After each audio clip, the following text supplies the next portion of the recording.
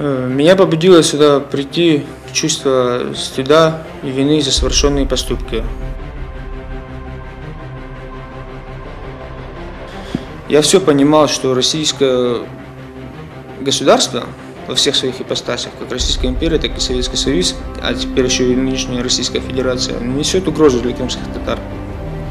Со стороны всех представителей власти из числа крымских татар в Крыму ведется пропаганда того, что Меджлис – это запрещенная организация.